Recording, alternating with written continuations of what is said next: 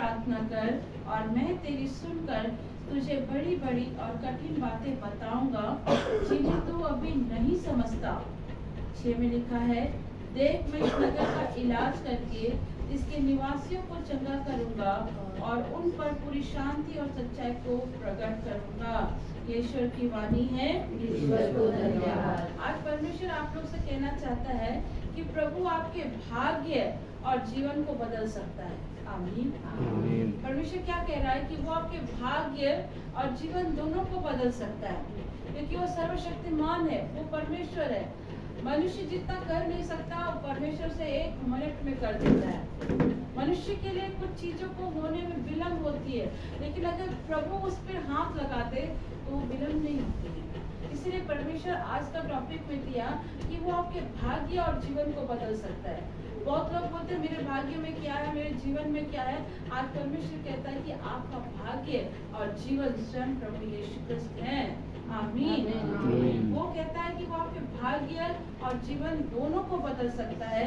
इसलिए यिर्मयाह ग्रंथ में क्या लिखा है, मुझसे प्रार्थना कर, मैं तुझे कठिन कठिन बातों को बताऊंगा।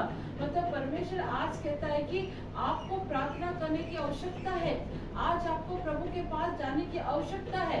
आप प्रार्थना करिए और परमेश्वर जो बातें, जो गुण भेद आपके परिवार में नहीं दिख पा रही है, जो ऐसी घटनाएं हैं जो आपको समझ नहीं आ रहा है, क्यों मेरे परिवार के साथ हो रहा है, क्यों मेरे बच्चे के जीवन के साथ हो रहा है, क्यों मेरे साथ ऐसा हो रहा है, इन घटनाओं को जानने के लिए आज क्रिस्त कहते हैं कि मुझसे प्रार्थना कर, मैं तुझे कठिन कठिन बातों को बताऊंगा जिन्हें आप अभी नहीं जानते हैं।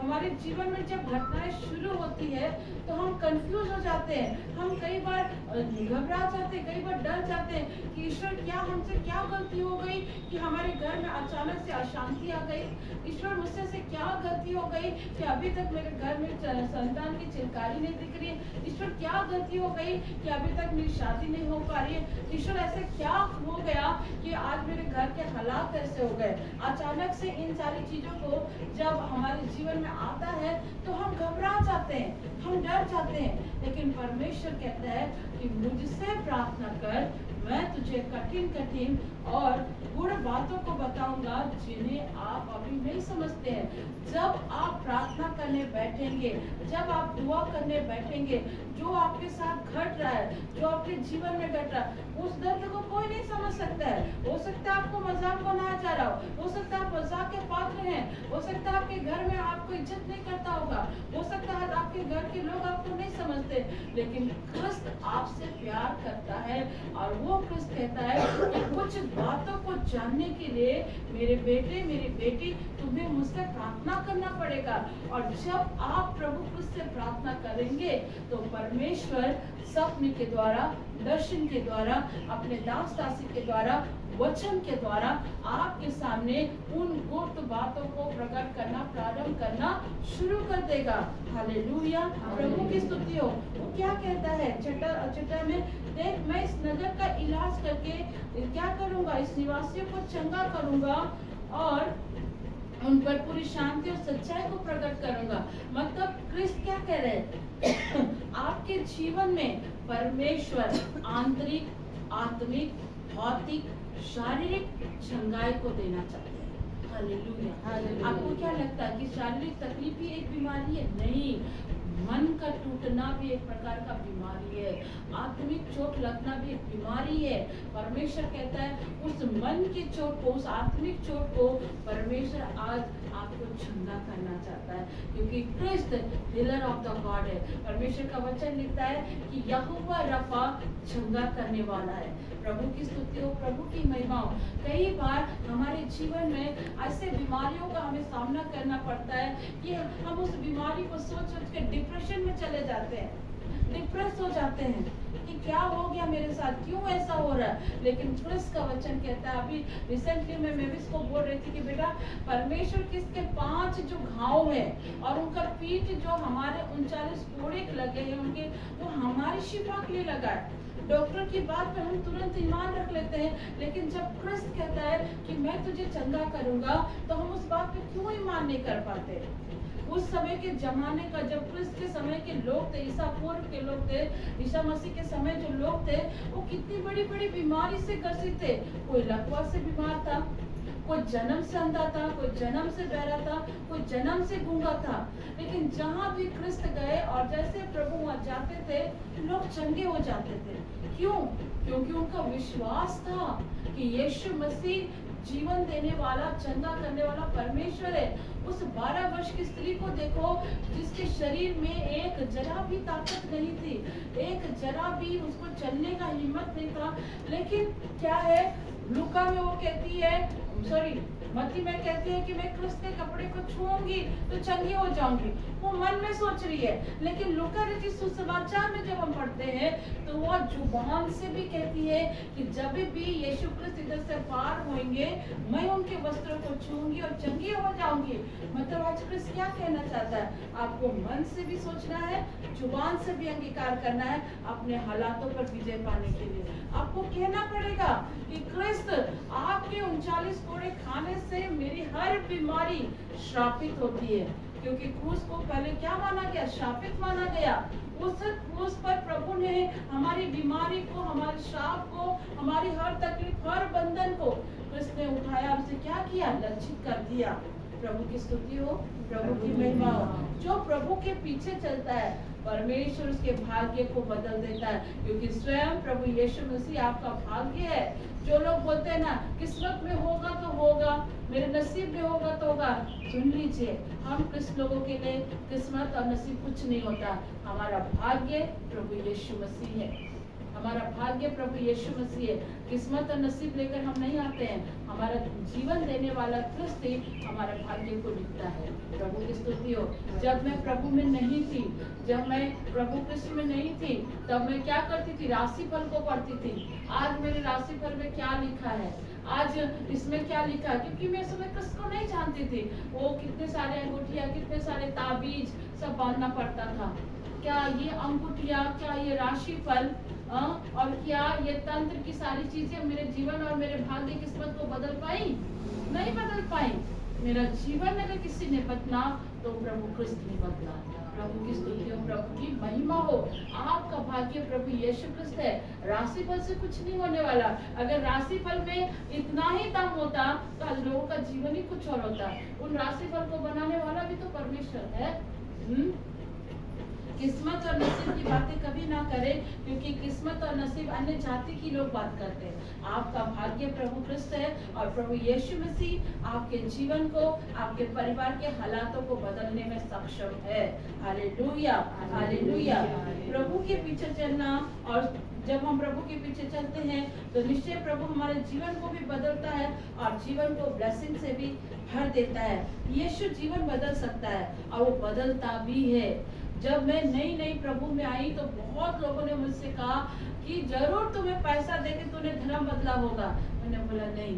उन्होंने कहा तुम्हारा 33 करोड़ देवी देवता कम पड़ गया था कि तुम अंग्रेजों के भी ईश्वर को मानने लग गई।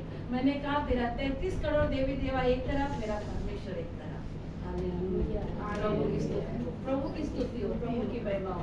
क्योंकि मैं उन 33 करोड़ देवी देवता को मैं पूजा पाठ सब कुछ कर ली, पर मुझे आंतरिक शांति नहीं था, आंतरिक उस तरह से हीलिंग नहीं थी। लेकिन जब मैं क्रिस्त के पास आई, क्रिस्त के बाइबल को पढ़ना प्रारंभ करी, मेरे जीवन में आंतरिक शांति आना प्रारंभ हो गया।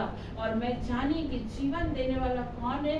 यीशु क्रिस्त। वो कहता है जीवन मैं हूँ, जीवन मैं हूँ, मार्ग मैं हूँ, सत्य मैं हूँ, जीवन मैं हूँ। उसने कहा यीशु ही जीवन है। हालेलुया।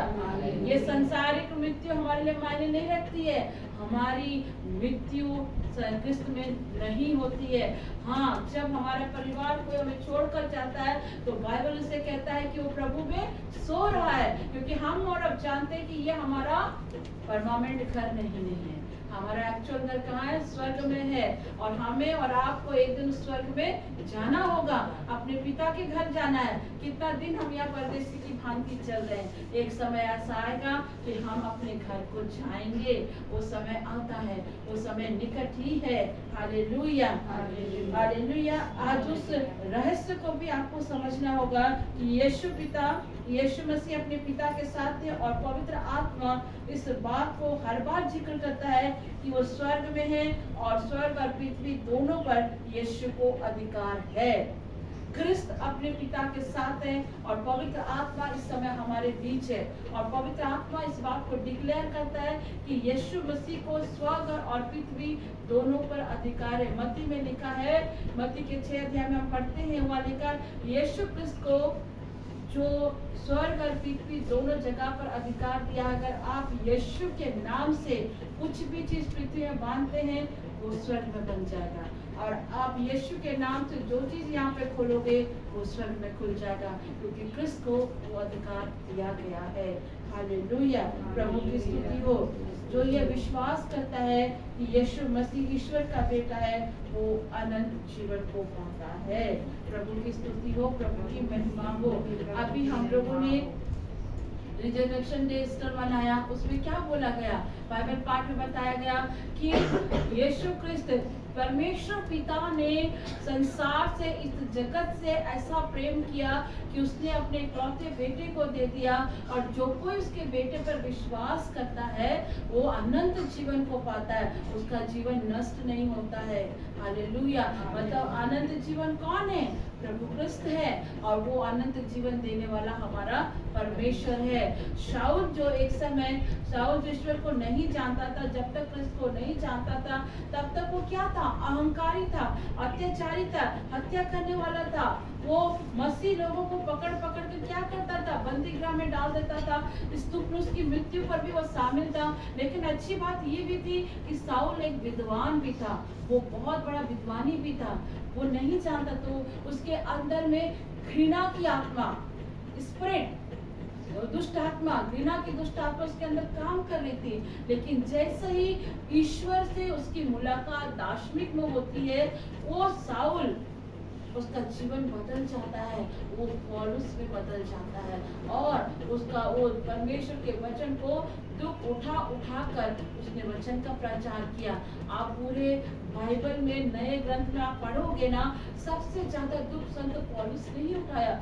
जिस जहाज में जाता था वो जहाज टूट जाता था, जिस नगर में जाता था लोग उसे आत्महत्या मार देते थे। एक बार तो ऐसा आत्महत्या मार दिया कि क्रिस्त लोगों ने क्या किया, टोकरी में शाऊल को बैठा करके शहर के सरपना से उतारे थे। जहाँ भी गया संत पौलुस को बहुत तकलीफ उसने उठाई, क्योंकि एक समय परमेश्वर के लोगों को वो क्या करता था? दुख देता था। लेकिन प्रभु में आने के बाद उसका जीवन बदला और सबसे ज्यादा दुख संत पौलुस ने ही उठाया वचन प्रचार करने के लिए। आज अगर मेरे और आपके जीवन में ये सारी होती तो शायद हम पीछे हट जाते प्रभु की सेवा के लिए। लेकिन संत पौलुस कहता है कि मसीह में मेरे लिए मरना क्या है? लाभ है। मसीह में जीना, मसीह में मरना मेरे लाभ है, क्योंकि वो जानता है कि ये संसार उसके लिए नहीं है, वो क्रिस्त उसके जीवन और उसका घर है। हालेलुया, प्रभु की स्तुति हो, प्रभु की महिमा हो। यूहन्ना 10:7 में लिखता है, भेड़शाला का द्वार स्वयं प्रभु क्रिस्त है, प्रभु यीशु मसीह है। हम लोग क्या हैं? प्रभु की भेड़ हैं, है ना? हम क्या बोलते हैं? प्रभु मेरा चरवाहा है। अभी हमने पढ़ा स्तोत्र ग्रंथ 23 में कि प्रभु मेरा चरवाहा है और मुझे वो हरी हरी चराइयों में ले चलता है। मतलब प्रभु हमारा चरवाहा और हम उसकी भेड़े हैं, हम उसकी भेड़े हैं। भेड़ को भी जाने के लिए और उस भेड़ को स्वर्ग तक ले जाना, और भेड़ का द्वार भी स्वयं प्रभु क्रिस्त है। प्रभु यीशु क्रिस्त आपकी क्या है? स्वर्ग का द्वार है। यूहन्ना के 10:9 में लिखता है कि यीशु क्रिस्त स्वयं स्वर्ग का द्वार है। प्रभु की स्तुति हो, प्रभु की महिमा हो। आत्मा और जीवन, यीशु कहते हैं कि जो स्वयं आत्मा और जीवन है, यीशु मसीह आत्मा और जीवन है। आपको पता है प्रभु यीशु मसीह स्वर्ग पर गए, उन्होंने स्वर्ग में हम मनुष्य का कुछ चीज लेकर गए हैं। आपको मालूम है तो क्या लेकर गए? हम मनुष्य का कुछ चीजों को लेकर गए। मनुष्य की निशानी को लेकर गए, छेदा हुआ हाथ, छेदा हुआ पैर, उनके चेस्ट पे जो भाला मारा गया, ये मनुष्य का दिया हुआ चिन्ह है उनके शरीर पे। आत्माओं के ये सब चिन्ह नहीं होते हैं, लेकिन प्रभु यीशु मसीह जो जीवन और आत्मा है, वो अभी भी यीशु का हाथ छेदा हुआ है, अभी भी यीशु के पैर छेदे हुए हैं, अभी भी क्रिस्त का चेस्ट के नीचे वो भाला की निशानी है, उस चेस्ट से अभी भी रक्त और पानी बहता है। हम डिवाइन मसीह की प्रार्थना करते हैं ना, आप लोग करते हैं ना, उसमें वो देखते वो रे निकलता है, एक तरफ से रक्त का, एक तरफ से पानी का। प्रभु यीशु मसीह हम मनुष्य का दिया हुआ अभी भी उस छेदा को, उस पैरों में छेदा अभी भी उनके हाथों पर है। वो भरा नहीं है, वो भरा नहीं है, वो दिखाता है कि मैं मनुष्य रूप में आया और आत्मा में गया। हालेलुया, प्रभु की स्तुति हो, प्रभु की महिमा हो। यीशु के वचन में अनंत जीवन का संदेश है मेरे।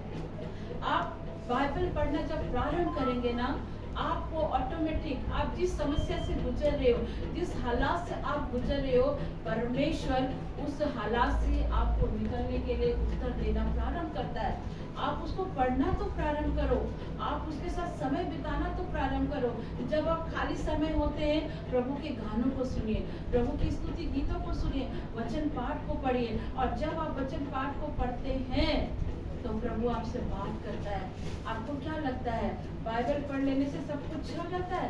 नहीं, बाइबल को पढ़ने वाले रचयिता को पहले आपको समझना होगा, यीशु क्रिस्त को समझना होगा, जो स्वयं बाइबल के रचयिता है। बाइबल तो शैतान भी जानता है, एक एक वचन शैतान को मालूम है, कहाँ इस्तेमाल होना है, क्या करना, वो सारी चीजें उसको मालूम है। लेकिन पता है शैतान क्यों नहीं डरता आपसे? क्योंकि आपको बाइबल के वचन को प्रेम करना नहीं आता है। जिस दिन आप बाइबल को पढ़ेंगे, आत्मा की उपस्थिति में पढ़ोगे, और जब प्रभु का प्रकाशन आपको वचन से मिलेगा, उस प्रकाशन को आप अपने जीवन में जब लागू करते हैं ना, तो शैतान का नींव हिल जाता है, क्योंकि उसको मालूम है ये वचन क्या है, हथियार है। और जब इसको पढ़ते हैं और पवित्र आत्मा को प्रकाशन देता है, और उस वचन को जब आप अपने जीवन में लागू करते हैं, तो शैतान हिल जाता है, शैतान का नींव डोल जाता है। हालेलुया, प्रभु की स्तुति हो, यीशु की स्तुति हो, प्रभु क्रिस्त की स्तुति हो, प्रभु का धन्यवाद। मेरे प्रियो, जब वचन आप पढ़ते हैं उस समय कहिए, पिता ईश्वर, इस वचन को पढ़ने के लिए आप मुझे समझ और बुद्धि दीजिए। और जब उस वचन को आप पढ़ रहे हैं, अपने जीवन में ऐसा क्लेम करिए कि वो आपके जीवन में हो रहा है। हालेलुया, प्रभु की स्तुति हो, यीशु की स्तुति हो, प्रभु की महिमा। यीशु का वचन अनंत जीवन का संदेश देता है, और जो यीशु की वाणी को सुनता है उसका जीवन बदल जाता है। मरियम का भी जीवन परमेश्वर ने बदला, जक्कई का भी जीवन परमेश्वर ने बदला। मरियम मगदलिनी जो पाप से भरी हुई थी, वेश्या थी, जब क्रिस्त मरियम मगदलिनी से मिले, मरियम मगदलिनी का जीवन बदल गया। वो दोबारा उस पाप में कभी नहीं गई। आप पढ़ के देखना, मरियम वेश्या थी और उसके अंदर 7 दुष्ट आत्माएं भी थी। यीशु क्रिस्त जब उसकी मुलाकात हुई, यीशु ने उसे क्षमा किया और कहा, बेटी अब से पाप मत करना।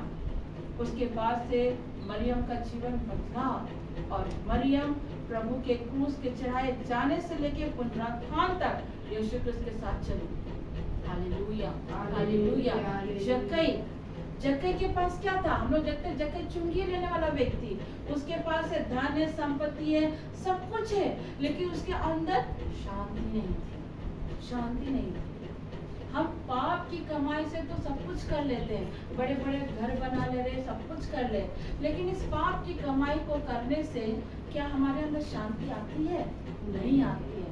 हम नमक भात खा ले वो मंजूर है, लेकिन पाप की कमाई आपको शांति नहीं देती है। जक्कई चुंगी लेने वाला व्यक्ति था, वो लोगों से 4 गुना 10 गुना पैसा लेता था, उसके पास सब कुछ था, वो हाइट में छोटा सा व्यक्ति था, वो डायरेक्टली यीशु के पास नहीं जा सकता था क्योंकि वो हाइट में था, वो चुंगी व्यक्ति था। और क्या था, इतना धन संपत्ति रहने के बावजूद भी उसके अंदर शांति नहीं थी, उसके अंदर खालीपन था। उसके घर में क्या चीज का कमी होगा? किसी चीज का कमी नहीं होगा। आलीशान घर थे, नौकरानी थी, दासी थी, हर एक प्रकार की सारी चीजें, लेकिन उसके अंदर खालीपन था, शांति नहीं थी। वो यीशु के बारे चर्चा सुना, यीशु से डायरेक्ट मिलने, यीशु को डायरेक्ट देख नहीं सकता क्योंकि वो हाइट में बौना है, हाइट में छोटा है, वो यीशु के देखने के लिए क्या किया, पेड़ पर चढ़ गया। आज भी जाइएगा इजराइल, आप लोग घूमने के लिए जाइएगा ना, वहाँ पर अभी भी लिखा हुआ जक्कई का पेड़, हाँ लिखा हुआ है। एक हमारे भाई जो बिशप स्वामी के साथ में इजराइल गए थे, मैं उनके घर पर गई थी, तो बिशप उन्होंने बताया कि सिस्टर बिशप स्वामी हमें लेकर गए थे, तो वहाँ हर एक चीज है। लूत की पत्नी का खंभा बना हुआ, नमक का खंभा अभी तक है, वो ऐसी बनी हुई है। जहाँ जीसस को रखा गया तो कब्र अभी भी है, वो 106 दूसरे चर्च से है, लेकिन उन्होंने बताया कि वहाँ पर अभी भी जक्कई का पेड़ लिखा हुआ है, वहाँ पर लिखा हुआ है, ये प्रूफ है। वो जक्कई इस पेड़ पर गया और वो सोचा यीशु को देखेगा, लेकिन क्रिस्त का वचन कहता है यीशु परमेश्वर हृदय की था को लेता है। हालेलुया। आपके अंदर क्या चल रहा है? आप परमेश्वर से प्रेम कर रहे हो, प्रभु के पीछे चल रहे हो, परमेश्वर आपकी हृदय की था लेता है, और वो जक्कई की भी हृदय की था लेता है, और जक्कई को कहता है जक्कई झट उतरा, मुझे आज तेरे घर जाना है, आज तेरे घर में उद्धार होगा। वो जक्कई जब वो सुनता है, वो आधा रास्ता जाते जाते क्या बोलता है, भाई मैंने तुझसे 2 गुना लिया, मैं 4 गुना लौटा दूंगा। वो अभी तक लौटाया नहीं, लेकिन वो जुबान से बोलता चला गया, और प्रभु कहता आज तेरे घर पे उद्धार हो। हालेलुया। यीशु की स्तुति हो, प्रभु क्रिस्त की स्तुति हो, प्रभु को धन्यवाद। यीशु आज आपके अंदर आना चाहता है मेरे प्रियो, ताकि वो अनंत जीवन, वो आशीष, वो आत्मिक उन्नति आपके अंदर हो। प्रभु की स्तुति हो, प्रभु की महिमा हो। जैसे जक्कई के जीवन में प्रभु ने उसके भाग्य को बदल दिया, उसके जीवन को बदल दिया, आज वो आपके जीवन को बदलना चाहता है, आज वो आपके परिवार का जीवन बदलना चाहता है। हालेलुया।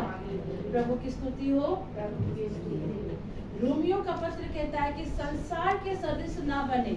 संत पौलुस कहते हैं अपने स्वभाव को, आचरण को हमें बदलने की आवश्यकता है, हमारे नेचर को बदलने की आवश्यकता है। हमारी जुबान से गाली नहीं देना है, हमारी जुबान को कंट्रोल करना है। कई बार हमारे घर में श्राप, बीमारी, तकलीफ इस जुबान के चलते आती है, हमारे आचरण के चलते आती है। जब हम अपने जुबान से गाली देते हैं, अन्य अपशब्दों को बोलते हैं, कुछ गलत कमेंट कर देते हैं, गलत बातों को बोल देते हैं, अपने स्वभाव को नहीं बदलते ना, इनके चलते भी कई बार हमारे जीवन में, हमारे परिवार में, हमारे घर पर, हमारे शरीर पर क्या हो जाता है, श्राप आ जाता है, बीमारी आ जाती है। अगर आज आप बीमारी से जूझ रहे हैं तो वचन को कहिए, जैसे परमेश्वर ने कहा शोध ग्रंथ 30:2 में कि मैं परमेश्वर की दुहाई दूंगा और परमेश्वर मुझे चंगा करेगा। आमीन। और शोध ग्रंथ 103 में लिखा है कि परमेश्वर मेरे अधर्मों को क्षमा करता है और मुझे सब रोगों से चंगा करता है। प्रभु की स्तुति हो। जब आप प्रार्थना करते हैं, आप कहिए अपने शरीर के ऊपर क्रिस्त, अपनी बीमारी को कहिए। जैसे डॉक्टर ने मुझे कहा कि तुम्हें पीसीडी हो, और ये बात मेरे माइंड में दुष्ट ने इतना घेर कर लिया, अब क्या होगा, अब क्या होगा, एकदम दिमाग मेरा उलझा के रख दिया। लेकिन मैं ईश्वर को धन्यवाद देती हूँ कि प्रभु की दासी के द्वारा मैंने जब वचन को सुना, तो मैंने कहा जब मैं दूसरों के लिए वचन के साथ प्रार्थना करती हूँ और लोग चंगे हो जाते हैं, तो वो वचन अब मेरे जीवन में भी कार्यरत करने का समय आ चुका है। प्रभु ने मुझसे कहा कि ज्योति, जब तुम दूसरों के लिए वचन बोल करके, क्लेम करके उसकी चंगाई के लिए प्रार्थना करती हो, तो तुम भी अपने शरीर पर इस समय कार्यरत करने के लिए उसको अपने ऊपर क्लेम करने का समय आ चुका है। और आज जब मैं सुबह उठी और मैं प्रार्थना करती, मैंने एक ही बात कहा, क्रिस्त मेरा शरीर पवित्र आत्मा का मंदिर है और इसमें कोई बीमारी अधिकार नहीं ले सकता है। जो बीमारी जो डॉक्टर ने कह दिया है उसे मैं आपके नाम से श्रापित करती हूँ, मैं अपने बदन से छिड़कती हूँ, उसे मैं श्रापित करती हूँ, क्योंकि आपके वचन में लिखा है कि आपने मेरे लिए कोड़े खाया और मेरी चंगाई के लिए आपकी पीठ को तोड़ा गया, आपके 5 घावों से मुझे शिफा मिलती है। इस बीमारी का मेरे परिवार पर, मेरे शरीर पर, मेरे जीवन पर कोई अधिकार नहीं। ये आपको बोलना पड़ेगा। जब आप दुआ करने बैठते हैं, इन वचनों को वचन के साथ प्रार्थना करिए, और जब आप वचन को बोलते हैं वचन आपके शरीर पर कार्य करना प्रारंभ करता है। वचन लिखता है 1 कुरिन्थी 3:16, you are a temple of the God. आप परमेश्वर के मंदिर है। आपके मंदिर में बीमारी का कोई स्थान नहीं है, कोई जगह नहीं है। परमेश्वर आपको हील करेगा। हाँ, कई बार परमेश्वर दवा से भी ठीक करता है, कई बार मुंह की बोली से ठीक करता है, कई बार वचनों से ठीक करता है, कई बार अपने दास दासी के द्वारा भी चंगाई को प्रकट करता है। आमीन। प्रभु की स्तुति हो, प्रभु की महिमा हो। पाप अन्याय करने वाले की खोज में रहता है। पाप अन्याय करने वाले की खोज में रहता है। वचन बताता है जो पाप करता है ना, जो शैतान, मान लीजिए आपके मुंह से अपशब्द निकाल रहे हो, आप गाली दे रहे हो और शैतान आपको इस्तेमाल कर रहा है। आप नहीं बोलना चाहते, आप किसी की चुगली नहीं करना चाहते, आप किसी की निंदा नहीं करना चाहते, लेकिन आपके स्वभाव में ये चीजें है ना, तो पाप आपका पीछा करते हुए जाएगी। वो पाप आपके साथ साथ जाएगी, पीछा करेगी और आपसे बुलवाएगी। जहाँ आपको गुस्सा आएगा, छुट मुझसे गाली निकल जाएगा। पाप अन्याय का पीछा करता है, पाप अच्छाई का पीछा नहीं करता है, पाप अन्याय का पीछा करता है। और ये पाप क्या करता है? आपके जीवन को नष्ट करने की कगार पर रहता है। जो संसार से मित्रता करता है वो ईश्वर का बैरी है। जो संसार से मित्रता करता है वो ईश्वर का बैरी है। तो क्या सिलसिला, हमें संसार में नहीं रहना? बिल्कुल संसार में आपको रहना है, पर संसार का मित्र नहीं बनना है। मैं रिसेंटली कल की सुबह में बाइबल जब पढ़ रही थी, कुरिन्थियों की पत्री में, वहां लिखा है कि संसार का हाकिम नहीं चाहता है कि आप प्रभु के तेजों में स्वरूप को देख पाए। इस संसार का हाकिम कौन है? शैतान है। वो कभी नहीं चाहता है कि आप प्रभु के उजाले में स्वरूप को देख पाए। अगर आप प्रभु के उजाले में स्वरूप को देखोगे तो आप उसका पीछा छोड़ दोगे। इसलिए परमेश्वर क्या कहता है? जो संसार से मित्रता करता है वो ईश्वर का बैरी है। स्तोत्र ग्रंथ अध्याय 34:4 में लिखता है, जो प्रभु में आनंद खोजते हैं सॉरी, हम थोड़ा पानी दीजिएगा तो।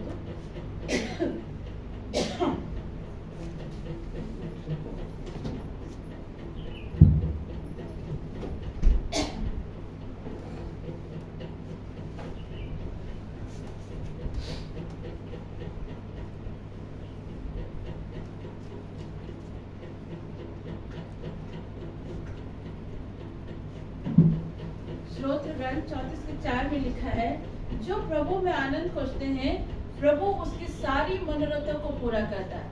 आप लोग जो इतने धूप में भी यहाँ पर समय निकाल के आए, पता है आप रियली परमेश्वर के बच्चे हैं।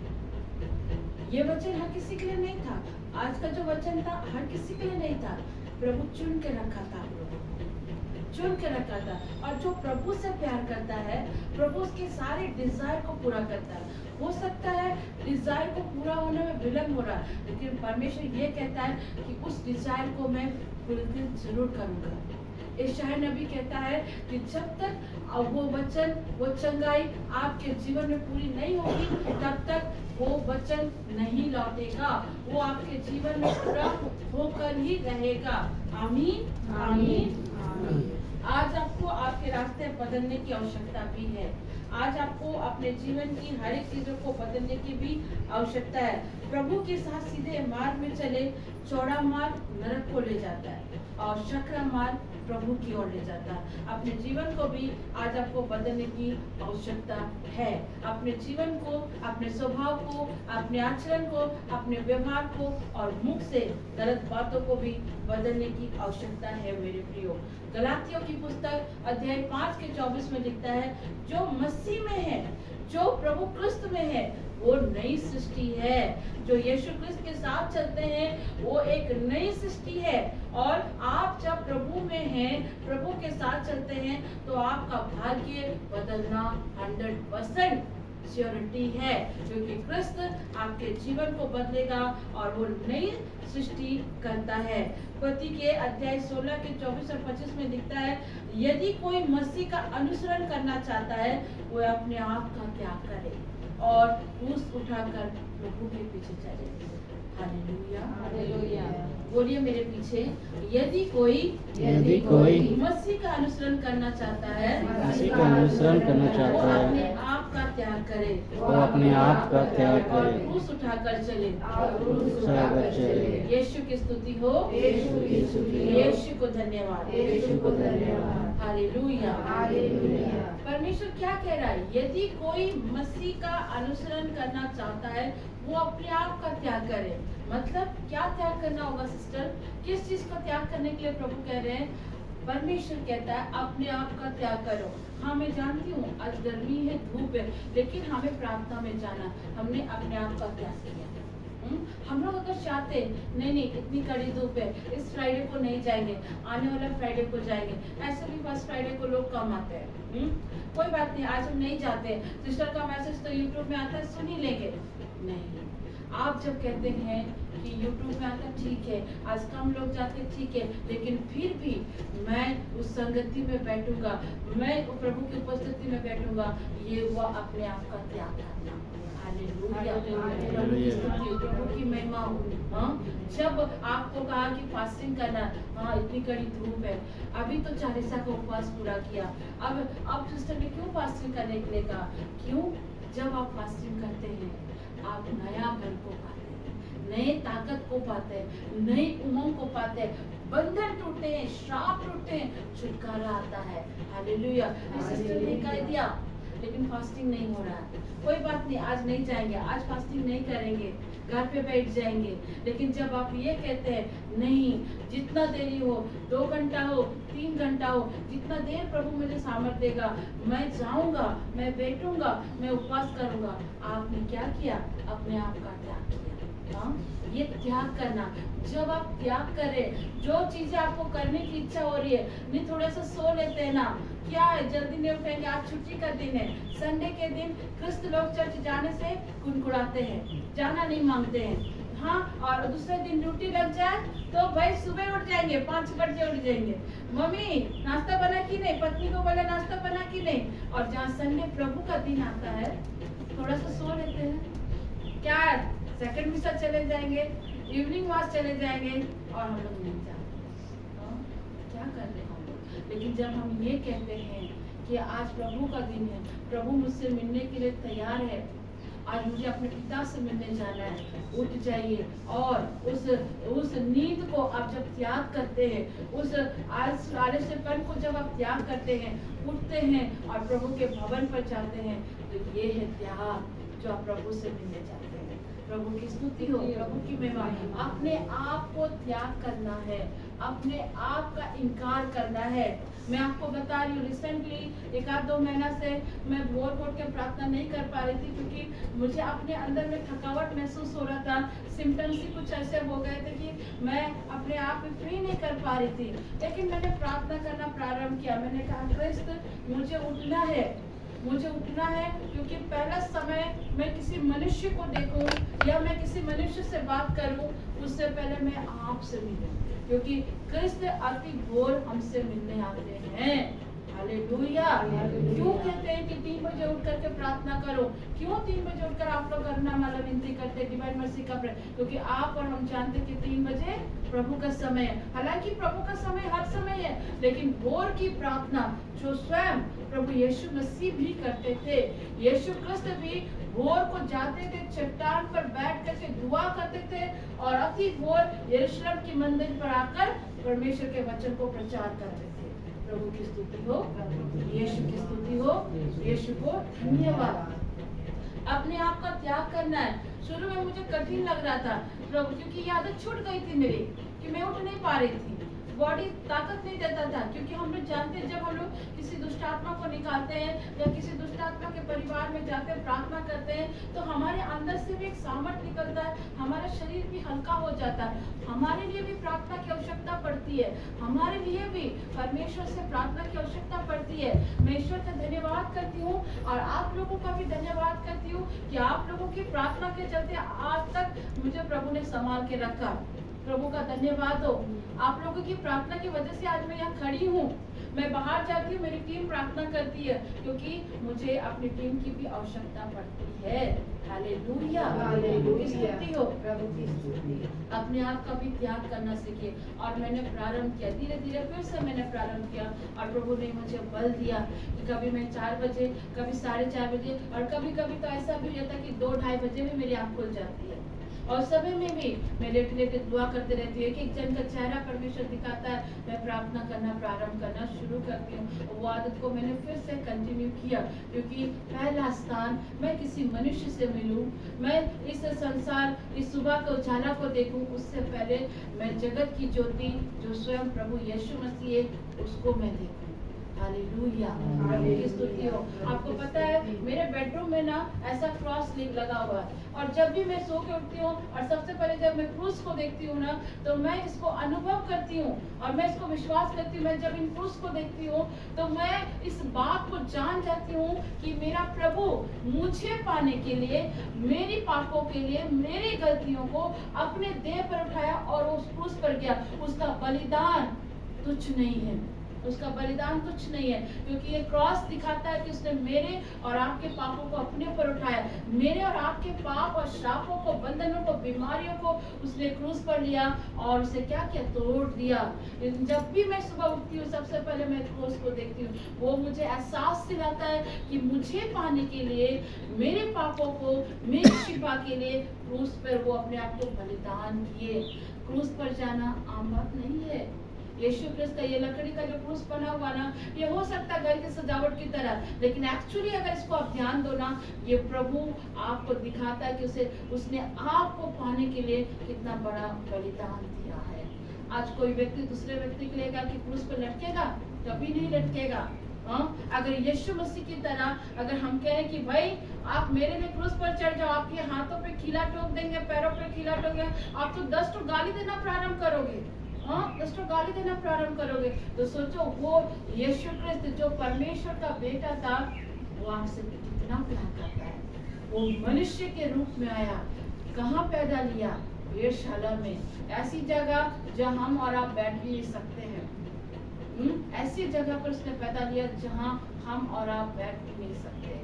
वो मनुष्य रूप में आया, वेश्याला में उसने जन्म लिया, अपने माँ बाप के अंडर में रहा, बड़े का काम किया और इस संसार में आकर कृष्ण ने वचन का प्रचार किया। हालेलुया, यीशु की स्तुति है। वो यीशु आपके जीवन को बदलने में और आपके भाग्यों को बदलने में 1 मिनट नहीं लगा सकता है, लेकिन आपको करना क्या है, यीशु क्रिस्त के साथ चलना है। आपको पहला पत्रस अध्याय 2 के 9 में लिखता है, हम और आप परमेश्वर की चुनी हुई प्रजा है। हालेलुया, ईश्वर ने आपको निज प्रजा होने का अधिकार दिया। जब आपको अब करना क्या है, हर दिन अपनी कमजोरियों को, अपने पापों को क्रिस्त के सामने मान देना है। हम लोग साल में 6 महीना में एक बार जाके पाप स्वीकार करते हैं। क्या साल के 6 महीना और एक साल में जाके पाप स्वीकार करने से क्या पाप क्षमा मिलती है? आपको हर दिन अपनी कमजोरी को, अपने पापों को परमेश्वर के सामने मान लेना। जो चीजें आपसे नहीं हो पा रही, जो चीज आप अपने आप से नहीं कर पा रहे, उन चीजों को क्रिस्त के पास ले जाओ, घुटने में जाओ, घुटने में जाके प्रार्थना करो और कहो, क्रिस्त ये सारी चीजें मुझसे नहीं हो रहा, मेरा बच्चा मुझसे नहीं संभल रहा, मेरी बेटी मुझसे नहीं संभल रही, मेरा पति मुझसे नहीं संभल रहा, मेरा घर मुझसे नहीं संभल रहा, मुझसे नहीं हो पा रहा। क्रिस्त आप इसको संभालिए। जब आप ये कहते हो, समर्पण करते हो, उसके बाद प्रभु आपका काम करता है। लेकिन आप अगर अपना ही दिमाग लगाओगे, अपनी ही बुद्धि लगाओगे, ना तो आप अपने बेटे या बेटी को सुधार सकते हो, ना अपने पति को, ना अपने घर को। इसलिए मैं कहती हूँ, अपने घर में परमेश्वर को पहला स्थान दीजिए। आटा गूंथने की परात से लेकर घर के एक एक सदस्य के ऊपर क्रिस्त का अधिकार लेने को दीजिए। आप क्रिस्त के कहिए, क्रिस्त मेरे आटा गूंथने की परात से लेकर मेरे बच्चे, मेरे पति, हर एक चीजों पर क्रिस्त, और मेरे जीवन पर भी आपका अधिकार है। हालेलुया, प्रभु की स्तुति हो। जब आप प्रभु को अधिकार लेने देंगे, प्रभु आपके जीवन में कार्य करेगा। प्रभु आपके जीवन को बदलेगा, आपके भाग्य को बदलेगा। संसार से प्यार ना करें और परमेश्वर की हुजूरी में हर दिन जाइए। संसार से प्यार ना करें मतलब हद से ज्यादा किसी से गलत गपशप मत करो, हद से ज्यादा फोन का एडिक्शन मत जाओ, हद से ज्यादा टीवी वाले चीजों पर मत जाओ। जहाँ आप खाली होते हो, हाँ, फोन यूज करना है, मैं फोन और टीवी के विरुद्ध नहीं हूँ, लेकिन हद से ज्यादा उसका एडिक्टेड मत हो जाओ, एडिक्टेड मत हो जाओ। जहाँ आपको थोड़ा समय मिलता है जीसस सॉन्ग को कान में लगाकर सुनिए, वचनों को सुनिए। जब आप दोपहर में खाली है उस समय आप रोज़री प्रेयर कर लीजिए, या उस समय आप बाइबल के वचनों को पढ़ लीजिए। आप वचन जो परमेश्वर ने दिया उस वचन को पढ़ना प्रारंभ करिए, या एक वचन को लेकर उसको मनन करिए। जैसे कि मैं फॉर एग्जांपल कल मैं लेटे लेटे एक वचन को मनन कर रही थी। यिर्मयाह का वचन यही 33:6 में लिखा था कि देख मैं इस नगर का इलाज करूंगा और इनके निवासियों को चंगा करूंगा। यह वचन मैं सुन रही थी और सुनते सुनते अपने उसको मैं मेडिटेट कर रही थी, मेडिटेट कर, अरे कृष्ण ने मेरे लिए कोड़े खाए, मेरे लिए चंगाई मुझे मिला। कल जब रात को मैं 11 बजे 11:30 12 बज रहा था, देख मैं सब सो गए, मुझे आंखों में नींद नहीं है और मेरे मन में एक बात चल रही थी, प्रभु बच्चे सबके आ रहे, क्या कहाँ कमी रह जा रही प्रभु। मैं ये सोच रही, मैं उस शालिनी के लिए दुआ कर रही थी और शैला के लिए प्रार्थना कर रही थी, प्रभु अब इनको बच्चा आना चाहिए। और जब मैं इन लोगों को याद करके रात को 12 बजे प्रेयर कर रही थी, प्रभु ने मुझे अचानक से वो सारी चीज दिखा दी। 1 मिनट में मुझे परमेश्वर ने दिखाया कि ज्योति याद करो, जब तुम शादी से पहले दुआ करती थी और परमेश्वर ने तुम्हारी दुआओं को सुनकर अब तक कितने बच्चे दिए। और जब मैं उस चीजों को मेडिटेट की ना, मैं ईश्वर को इतना धन्यवाद दी कि अरे सचमुच प्रभु ने इतने बच्चे दे दिए, अगर मैं अब इसको गिनने जाऊं तो शायद कम पड़ जाएगा, इतना बच्चा प्रभु ने दिया। अनबिलीवेबल बच्चा दिया है। अभी रिसेंटली हमने एस्टर में एक बच्चे का फोटो डाला था, एक नन्ही सी बच्ची का फोटो डाला था, संबलपुर के हमारे भाई रोहित का। उनको भी कई साल से बच्चे नहीं थे, लेकिन उनके लिए जो प्रोफेसी हमने करी थी कि आपको 6 मंथ के अकॉर्डिंग में बच्चा होगा और प्रभु आपके जीवन को देने जा रहा है। उनको मैंने सिर्फ यही कहा था कि आप एक बच्चा का कपड़ा लेके आना, भाई एक कपड़े को लेके आना और उस कपड़े पे मैं दुआ करूंगी और आपको ये फेथ करना है कि अब आपके घर में बच्चा आ रहा है।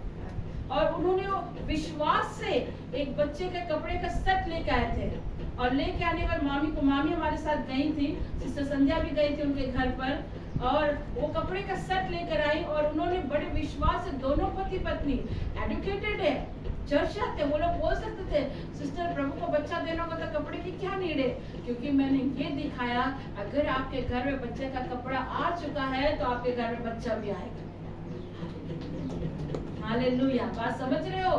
विक्ट्री मिलने से पहले विक्ट्री की घोषणा, आपको विजय मिलने से पहले ही विजय की घोषणा, बच्चा आए उससे पहले ही बच्चे की घोषणा करो। हालेलुया। दाऊद गोलियत जैसे दानव को मारने से पहले उसने क्या कहा, मैं सेनाओं के यहोवा के नाम से जाता और तुझे मैं मारूंगा। वो पहले ही घोषणा कर दिया था। अब्राहम जो अपने बच्चे को बलिदान करने गए तो उसने क्या कहा, बलिदान होने से पहले क्या कहा, मैं और ये लड़का आराधना करके वापस आते हैं। मतलब अभी तक इसहाक बलिदान हुआ नहीं, लेकिन अब्राहम ने पहले घोषणा कर दी कि मैं और ये बच्चा आराधना करके लौटेंगे।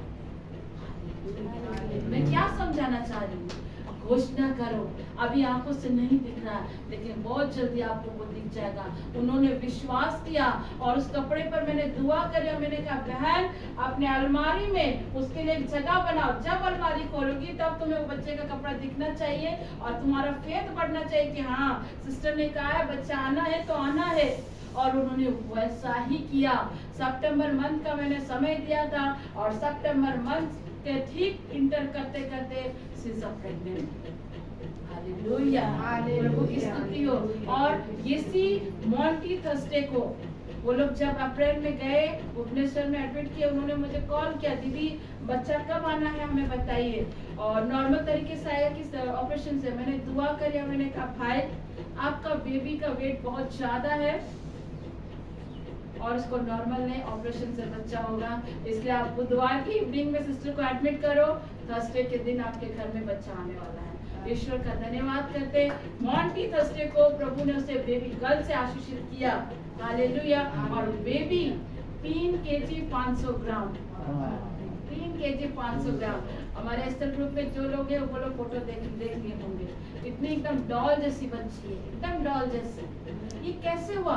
उनका विश्वास और मेरी दुआ। देने वाला तो परमेश्वर है, आपका फेथ, आपका विश्वास। पास्टर सलीम खान अंकल कहते हैं, उन्होंने कहा कि आप जो चीज को पाना चाहते हो उसके लिए आप यहाँ से भी सोचो, विजुलाइज भी करो और उसे आप पाओगे। हमारे ब्रदर रंजीत जो ताबर आश्रम में रिट्रीट सेंटर चलाते हैं, उन्होंने भी कहा कि सिस्टर अगर आपको कुछ चाहिए तो उसको आंखों में विजुलाइज करो। ब्रदर ने कहा था कि उसे आंखों में विजुलाइज करो और उसे यकीन कर लो कि वो आपके जीवन में होने जा रहा है। हालेलुया, यीशु की स्तुति है। अपने जीवन में चंगाई को चाहते हो, अपने जीवन में बेबी ब्लेसिंग को चाहते हो, अपने जीवन में घर ब्लेसिंग को चाहते हो, तो उसको अभी से ऐसा विश्वास करो कि वो आपके जीवन में आ चुका है। हालेलुया, यीशु की स्तुति। परमेश्वर का वचन कहता है, इब्रानी की पत्री, विश्वास अनदेखी वस्तुओं का प्रमाण है। आमीन आमीन। वो परमेश्वर कहता है, तुम्हें अगर हीलिंग चाहिए, अपने पुराने फोटोज को देखो कि तुम पहले कैसे दिखती थी, पहले कैसे दिखती थी। मैं इन दिनों सच कह रही हूँ, जब मैं देखी यार मेरा हेल्थ कुछ ज्यादा लग गया, मैं अपने फोटो को निकाल के देखने लगी, क्रिस्त मैं ऐसी दिखती थी, अब मैं फिर से ऐसी बनूंगी। अंदर से आया कि आप जिन चीजों को विजुअलाइज कर रहे हो वो आप वैसा हो जाओगे, आप वैसा हो जाओगे।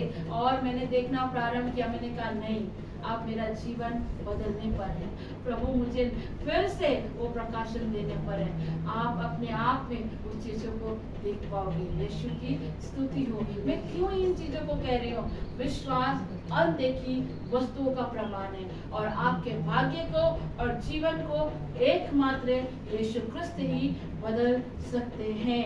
आमीन आमीन। सेकंड, वचन को पढ़ते रहना है। हर दिन अपने जीवन में वचन को पढ़ते रहिए।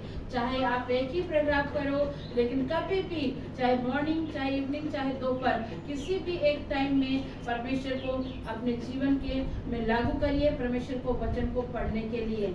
तीसरा, पाप पर जब आप जीत हासिल करते हैं तो निश्चय ही आपका जीवन बदल गया है। अगर आपकी जुबान पर कंट्रोल आ गया, आपके स्वभाव में चेंजेस आ गया, आप प्रार्थना करने वाला जीवन दे रहे हैं, बाइबल पढ़ने वाला जीवन दे रहे हैं, तो निश्चय आप पाप पर क्या किए? विक्ट्री हासिल किए और यीशु आपके जीवन को बदल रहा है। यीशु की स्तुति हो। लास्ट और छठा में हम लोग देखते हैं कि पवित्र आत्मा को अपने जीवन में कार्य करना दीजिए।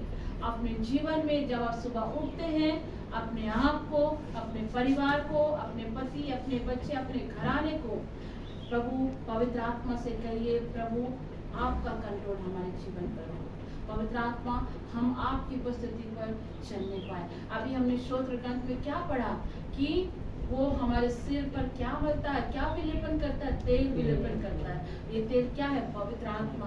अपने जीवन में पवित्र आत्मा को भी अलाउ करने दीजिए।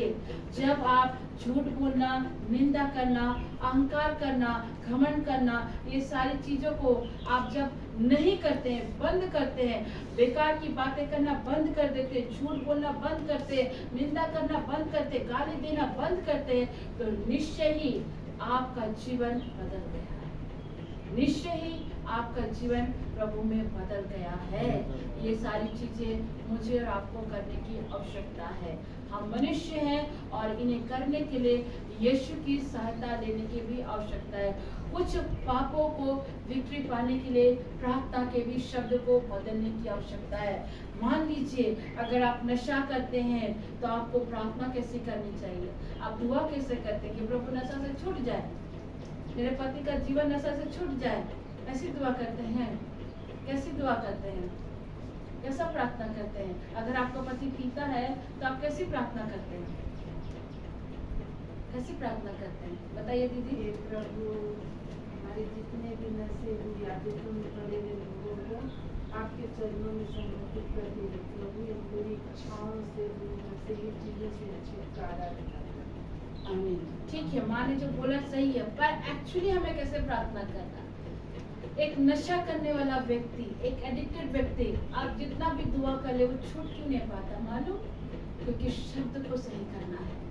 जब अगर आप नशे में हैं, मानते हैं कि तुरंत ये चीज नहीं छूट पाती है, लेकिन जब आप ये कहते हैं यीशु क्रिस्त, मैं नशे की आत्मा से जूझ रहा हूँ, इस नशे की आत्मा से मैं निकलना चाहता हूँ पर मैं निकल नहीं पा रहा हूँ, इससे निकलने में आप मुझे सहायता करें, आपकी आत्मा मुझे सहायता करे। आप विनती भी कर रहे हैं और मदद भी मांग रहे हैं। आप ये कह रहे हैं छुटकारा दीजिए, लेकिन आपको ये भी कहना है कि प्रभु आपकी आत्मा मुझे सहायता करे। जब आप ये कहते हैं कि क्रिस्त मेरे बेटे को, मेरे पति को नशे की आत्मा से निकलने में आपकी आत्मा सहायता करे। जब हम ऐसा दुआ करते हैं, प्रभु हमें उस पर अनुग्रह देता है और हमें छुटकारा देता है। आमीन। तो आज परमेश्वर आपके भाग्य और जीवन को बदलने में सक्षम है। आपको बस इन चीजों को फॉलो करना है। पहला, पाप पर विक्ट्री पाइए। दूसरा, वचन को पढ़िए, पवित्र आत्मा को अपने जीवन में काम करने दीजिए, उपवास कीजिए और सबसे बड़ी बात, गलत बातों का अंगीकार करना बंद कर दीजिए। आपने जो विश्वास से प्रार्थना किया है वो आपके जीवन में होकर ही रहेगा, क्योंकि आप प्रभु की निज प्रजा हैं। परमेश्वर कभी नहीं चाहता है कि आप गरीबी में, बीमारी में, दुखी में जीवन जिए। परमेश्वर हमेशा चाहता है कि आप किंग के बेटे हैं और किंग के बच्चों की समान जिंदगी को जिए। परमेश्वर वचन के द्वारा हमें आशीष दे। हम सब